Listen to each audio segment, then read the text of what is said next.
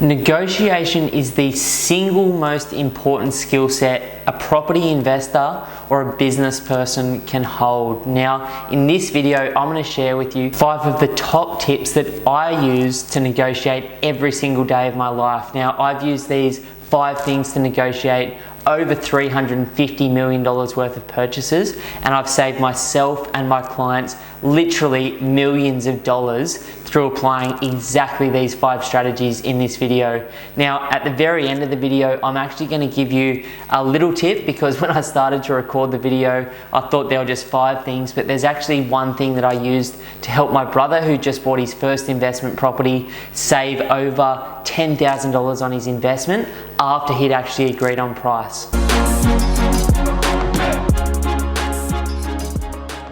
Now, there's an incredible resource or an incredible book called Secrets of Power Negotiations by Roger Dawson. If you haven't read it and you're a serious investor, go and check that one out. But one of the things that I learned from that book is to always know your product, know your suburb, know your property, and know your market as good or better than anybody else in the world, particularly your competition. So when I'm starting to think about buying a property for myself, I first look at the market, obviously, then I reduce it down to the suburb, then I learn everything I need to know about that particular suburb in terms of what properties have been selling for, all of the sales in the suburb over the last year, what things have been recently selling for that haven't ended up in the data yet. Now, I use this information to really understand the suburb so that when I actually find that property that I want to buy, I have all of the history and all of the market knowledge to be able to understand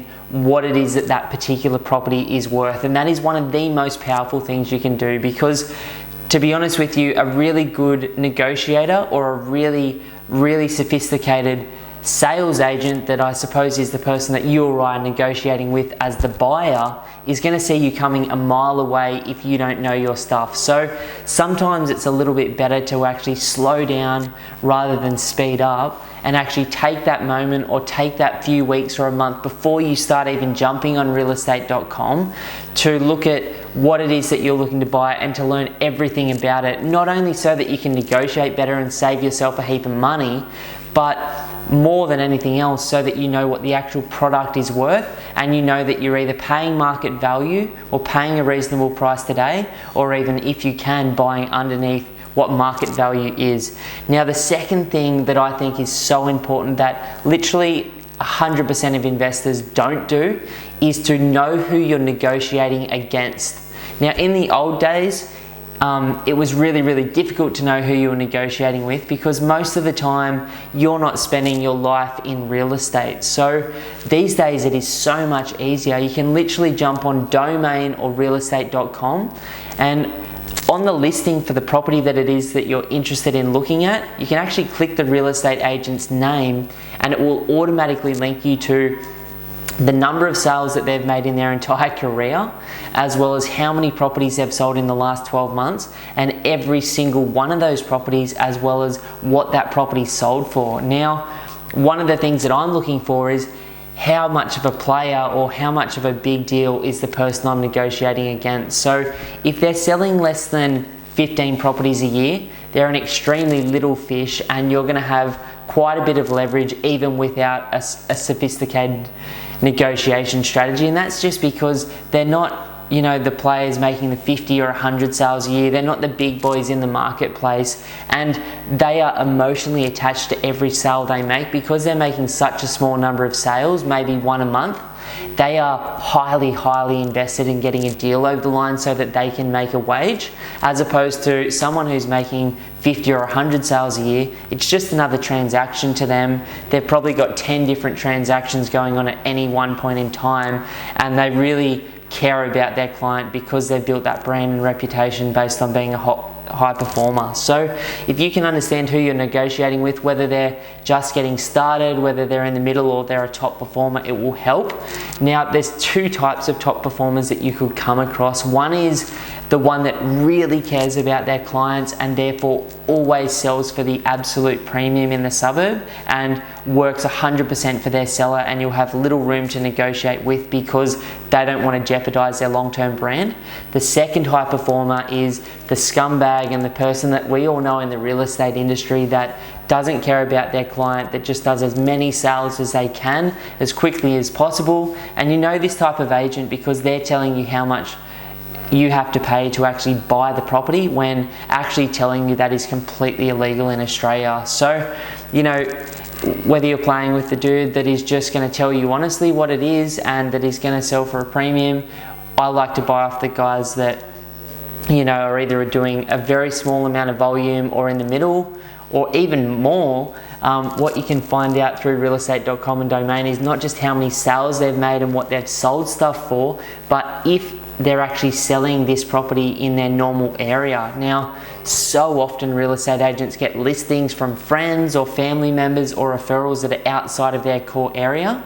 And when they're selling outside of their area, like imagine you're a person who, you know, sells 99% of your property in Vaucluse in Sydney, and then someone goes, hey, I've got a listing here up in the Blue Mountains. You've got no idea about that Blue Mountains market, but if it's been a slow month, you might take that listing. The last thing they want to do is drive out of Vaucluse and up to the Blue Mountains every single weekend for the next 6 months to sell the place. And so what they generally do is, because they don't understand market value, either price it too hard, which means, or too high, which means the price comes down over time, or they price it really, really low. And if you're very, very active online, you can see that the price is low and that you can negotiate that immediately and get the product off the market. So one of my favorite things is an agent who's just getting started that hasn't sold many properties yet, or somebody that's working out of area that I know doesn't want to be there and doesn't understand the market. And at least 4 of my last 5 properties that I've purchased were from one of those 2 people, because I actively seek them out because I know I'm going to have an advantage negotiating against them. Now, the third thing that I think is extremely important when talking about negotiations is knowing exactly where you stand and what your end goal looks like before you even get started. So because you've done your research, because you know who you're negotiating against, you should be able to draw a line in the sand and literally go, I've identified this house, based on the market value, it's worth $500,000, and that is what I'm prepared to pay. That is my absolute top dollar. Now, we know when negotiating, the better the quality of the terms in terms of your finance, building and pest and due diligence, the easier or more likely that an agent is going to present that and push that offer on the person that they're selling to. So I go, okay, my top dollar is $500K. I know that a 30-day settlement is one of the most attractive things in the current market, especially with a lot of people falling over with finance. Then very, very attractive finance terms are somewhere between 14 and 21 days. And then very attractive building and pest and due diligence clauses are somewhere between 7 and 14 days. So I know that my worst case scenario position is that.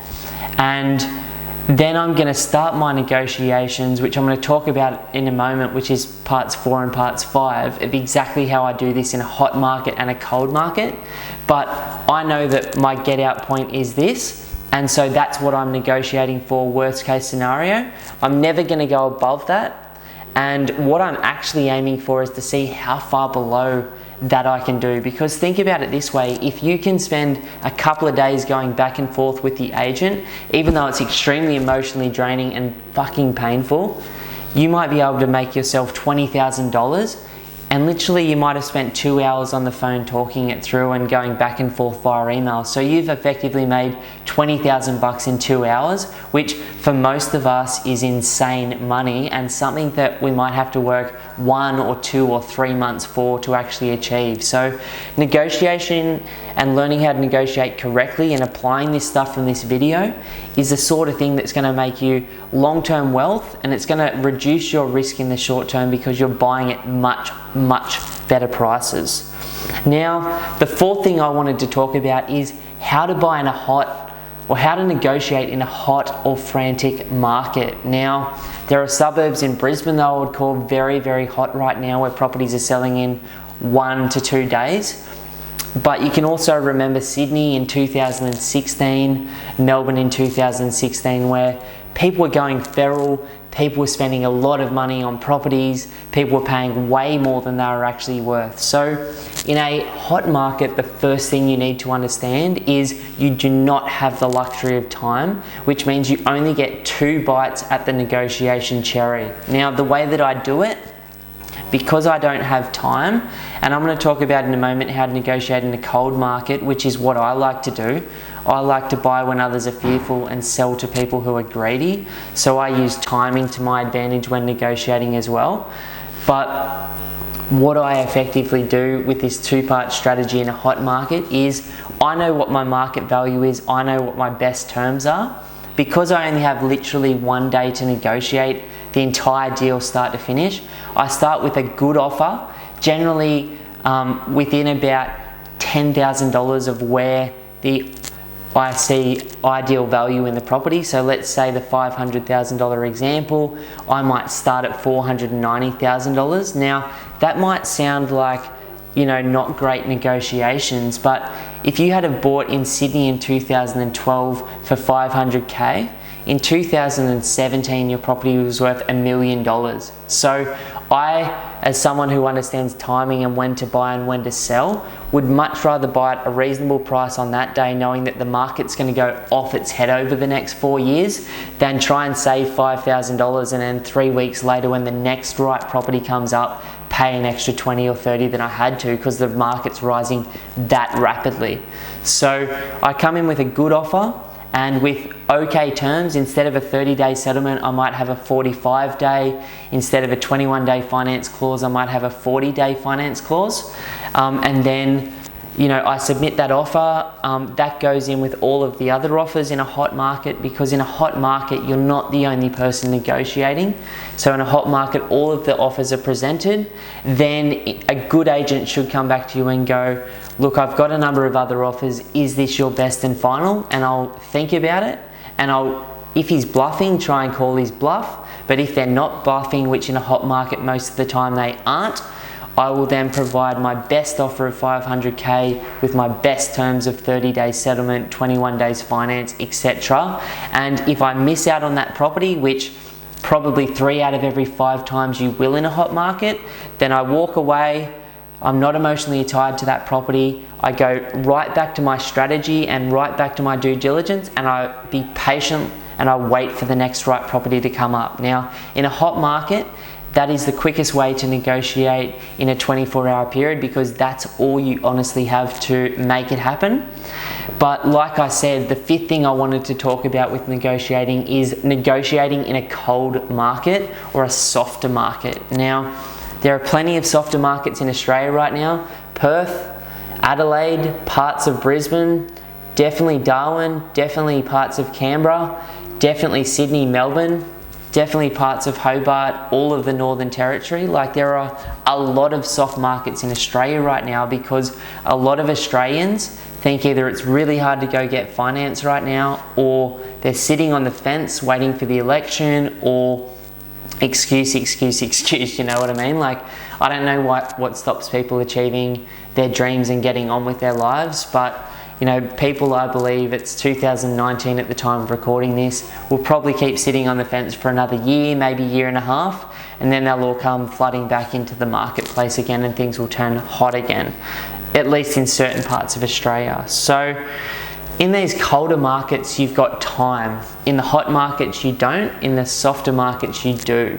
Now, the way to negotiate in a softer market is you understand what market value is, you understand you're prepared to pay 500K, and that your best terms are going to be 30 days settlement and 21 days finance. That's just your given. But in a softer market, you can start in a completely different way. So what I always do is I completely understand market value and what I'm prepared to pay. But then on top of that, I start to look at a couple of different indicators, like what the average vendor discount is in the suburb and what the average number of days on market is. So the average vendor discount tells me how much the average realestate.com listing from day one to the day it sells drops. Now, in some suburbs in Sydney right now, that could be 30%. So it can be absolutely huge. Don't get caught up with what's happening on realestate.com. Look at the average vendor discounts and also look at the average time on market, which is the number of days that sell. Now, the higher the number of days to sell the average property, the softer the market actually is. And they're two really easy ways to identify a soft marketplace. So I start my negotiations because it's me versus me. Generally in a soft market, there's no buyers, which is why I like to buy in those markets, because you've got more time and leverage. I start with an offer generally at least 10, if not 15% below the asking price on realestate.com with really shitty terms. So let's say I know that I'm prepared to pay $500K, but I might start at $420,000. Now, the reason I start at $420,000 is because I want to reset the seller's expectations that their property is not what they think it is worth. I know that it's worth $500K, but I want to set their expectations that not only have they been waiting around for this offer, but the market has given them a shit offer, and that gives the real estate agent selling the property leverage to go in and reset expectations for the person that they're selling for, that their house isn't worth as much as they think it is today. And so my terms are really bad, like 60-day settlement, 60-day finance, like all of that stuff that sellers hate and real estate agents hate even more, because it means they've got to wait 60 days to get their sales commission. Now, all I'm looking for from there is the real estate agent or the person that I'm buying the property from. You know, if it's online for $500K and that's what I'm prepared to pay it for, if they come down literally $1 from $500K with their counter offer back to me, I know that they're open for business. If they don't come back with a counter offer, there's one of two reasons why. One is because my offer's so shit house that they're not actually, they didn't even present it to their client, or their clients just told them to piss off. Which happens. So if they come back with literally a $1 reduction, you know that it's a free-for-all and it is open for business. It's negotiation time and it's time to get on the table. What I then do is I dramatically increase my offer, but still much below what I'm prepared to pay with my best quality terms. And again, now we're in an actual negotiation, because they're like, okay, the agent can feel like they were working, and the agent can be like, well, look, I pushed them up by $30,000. So I've gone from $420,000 on my first offer to maybe $450,000 on my second with much better terms. The agent's like, look at me, I'm a legend, where in reality, the agent did absolutely nothing. It was all your negotiation strategy to make them look good. And then what happens is they might come down from $500K at this point to sort of $470,000, $480,000, and then you know that you're in for a real negotiation and you've already made yourself your $20,000. And then what I do from there is I get their counter offer back for the second time. I put in my absolute best terms and my absolute best price, which is generally just a couple of $1,000s above my second, and I say, you've got 24 hours to close this, or my offer is completely off the table, and it goes back to my original offer. Now that puts a rocket up the agent's bum, because they are so scared. They've invested all of this time in you by this point that they're going to lose you. They've now got a sale which is close to what their seller wanted, although below, but still reasonable with great terms, meaning they get their commission sooner. And anyone that's watched Freakonomics knows that agents are motivated by the total sales value, not the $5,000 or $10,000 at the end, where they're getting a tiny percent of commission on. So that's what I do in a cold market. Really shit offer, really shit terms, much better offer, better terms, best offer, best terms, 24 hours to close it, otherwise I walk away. And I just walk away until they come back around and meet me where I wanted them to be. Now, I've used this tactic to literally negotiate millions and millions of dollars off the sales prices of my clients' properties. I've also used it to negotiate huge money off the 12 properties that I've bought for myself personally. On some of the properties in softer markets like Sydney in 2011, I was able to negotiate $50,000, $60,000 off the realestate.com listing prices. So they're sort of the 5 things. Know your product, know your suburb, know your market, know who you're negotiating with, and know exactly what you're negotiating for and what your worst case scenario looks like. know how to negotiate in a hot market, which is just two things, you know, okay offer, okay terms, best offer, best terms, or a soft market, shit offer, shit terms, okay offer, okay terms, best offer, best terms. And then the last thing I wanted to touch on, just as like the little cherry on the top, is let's say that you've negotiated all of this and you've got a fixed price agreed that the agent's happy with, the seller's happy with, and that you're happy with. Then you have this amazing thing called a building and pest inspection, which obviously is written to protect the building and pest inspector, which makes it look really, really scary. Now you've got to remember that most people in real estate don't sell many properties. You probably don't buy that many properties, and the person selling it probably doesn't sell many properties. So, you know, while this might be information that you know, this isn't information that everybody knows, and you can use it to your advantage. So what I do is I get the building and pest report, which looks really bad. Even if it's a brand new home, they're still written to look really bad. I pick out all the major and minor issues, and I create this huge email, and then I attach the report and I send that to my solicitor as well as the agent. And then I call the agent and I say, I've found some issues in the building and pest report.